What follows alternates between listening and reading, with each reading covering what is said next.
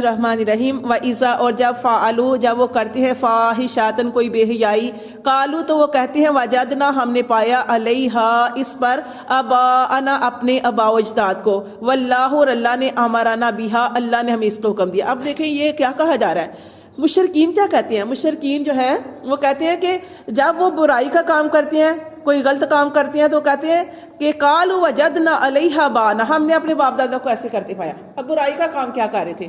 اب وہ برائی کا کام یہ کر رہے تھے کہ خانہ کعبہ جو ہے نا اس کا طواف کر رہے تھے اور اپنے کپڑے اتار کے کر رہے تھے۔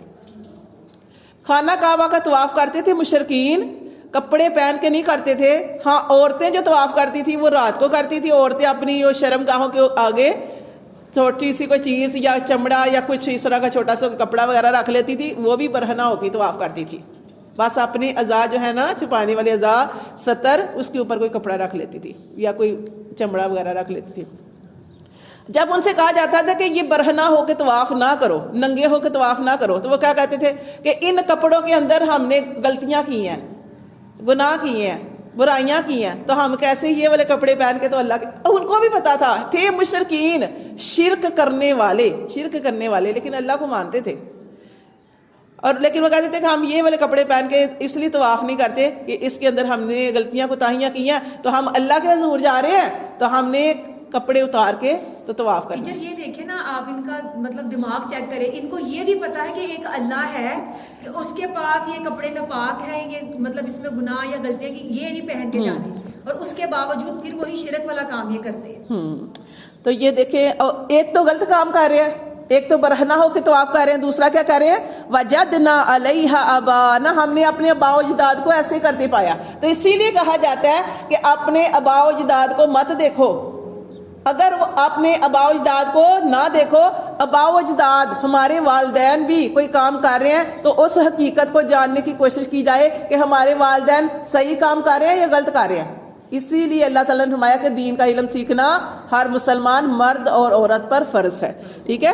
اگر تو والدین صحیح کام کر رہے ہیں تو پھر آپ کریں، اگر غلط کام کر رہے ہیں، یہ غلط کام تھا، ان کے والدین بھی یہی کرتے رہے، برہنہ ہو کے طواف کرتے تھے، یہ بھی کرتے ہیں۔ اور آگے سے دیکھیں جھوٹ کتنا بول رہے ہیں، کہہ رہے ہیں واللہ امرنا بہا اللہ نے بھی ہمیں اسی چیز کا حکم دیا ہے، اللہ کی طرف منسوب کر رہے ہیں۔ کل آپ صلی اللہ علیہ وسلم کہہ دیجئے ان اللہ بے شک اللہ لا یامر اللہ تو نہیں حکم دیتا تمہیں بالفحشاء اللہ تو تمہیں بے حیائی کا حکم نہیں دیتا، اللہ تو نہیں کہتا کہ برہنہ ہو کے طواف کرو، اللہ نے تو لباس اتارا ہے، اللہ نے تو تمہیں لباس عطا فرمایا ہے۔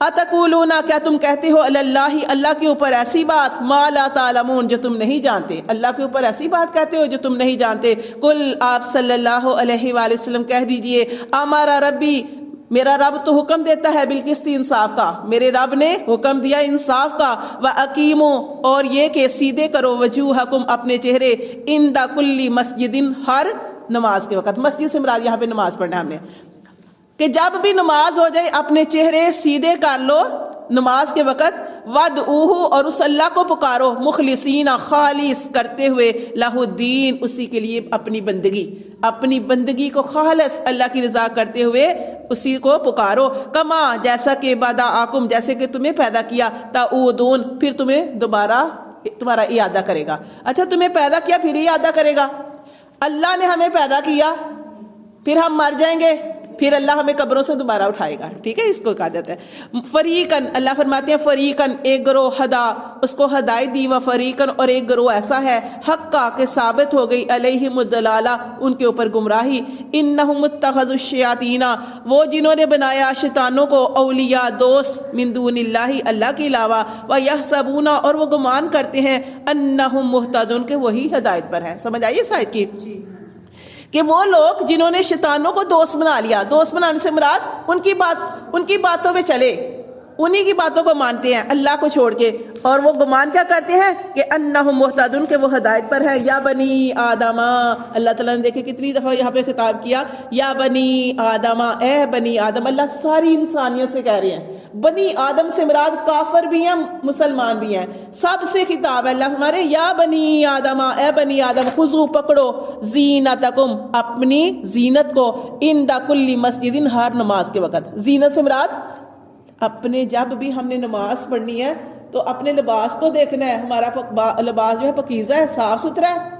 صاف ستھرا ہو کے جیسے نمازوں کی طرف جانا ہے، جیسے مردن تو پورا اہتمام کے ساتھ، وضو کے ساتھ، اچھی طرح خوشبو لگا کے، تو یہ نمازوں کا اہتمام کرنا چاہیے. ٹھیک ہے، اگر آپ کے پاس اچھے کپڑے ہیں تو روز اچھے کپڑے پہنے. اب دیکھیں ہمارے نبی پاک صلی اللہ علیہ وآلہ وسلم، ویسے تو آپ جانتے ہیں کہ آپ صلی اللہ علیہ وسلم کے پاس اتنے لباس نہیں تھے، لیکن پھر بھی آپ صلی اللہ علیہ وسلم نے ایک چادر رکھی ہوئی تھی. جیسے کسی سے ملتے تو آپ وہ چادر لیتے تھے. اسی طرح آگے صحابہ کرام جو تھے وہ بھی انہوں نے کوئی نہ کوئی اپنا ایک لباس، ان کے پاس زیادہ نہیں ہوتے تھے لیکن ایک لباس بنایا ہوتا تھا کہ جیسے کسی سے باہر کسی ملنا، کوئی آتا تھا، وفد آتا تھا تو کسی سے ملنا پڑتا تو اپنے اوپر چادر، یعنی اچھا جو لباس ہوتا تھا وہ پہنتے تھے. تو یہاں پہ بھی اللہ تعالیٰ نے فرمایا کہ اپنی زینت کو پکڑو، اپنے لباس، اچھے لباس، اگر آپ کے پاس اچھے لباس ہیں، اچھے لباس پہنو، ان دا کلی مسجد، ہر نماز کے وقت، واکلو، اور اللہ فرمارے کھاؤ، واشربو، اور پیو، کھاؤ اور پیو، ولا تسرفو، لیکن حد سے نہ بڑھو. حد سے بڑھنا اللہ کو ناپسند ہے. حد سے بڑھنا کیا ہے؟ حد سے بڑھنا بہت آگے نکل جانا. اللہ تعالیٰ نے ایک حد رکھی ہے، کھانے پینے میں بھی ایک حد رکھی ہے. ہر چیز کھاؤ، حلال پیو، لیکن حد سے نہ بڑھو، حرام کی طرف مت جاؤ. ٹھیک ہے، یا اسی طرح بہت زیادہ کھا لینا.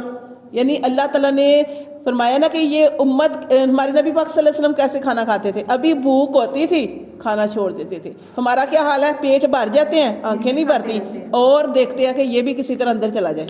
کسی کے گھر میں دعوت ہے، شادی پہ گئے ہیں، کھانا کھا لیا، آنکھیں نہیں بھر رہی، دل نہیں بھر رہا، کہہ رہے ہیں کہ اور کسی طرح کھا لے، بعد میں بے شک بیمار ہو جائیں. تو یہ دیکھیں اللہ کو یہ ناپسند ہے حد سے بڑھنا. انہو، بے شک وہ اللہ، لا یحب المسرفین، اللہ تعالیٰ حد سے بڑھنے والوں کو پسند نہیں کرتا. صدق اللہ.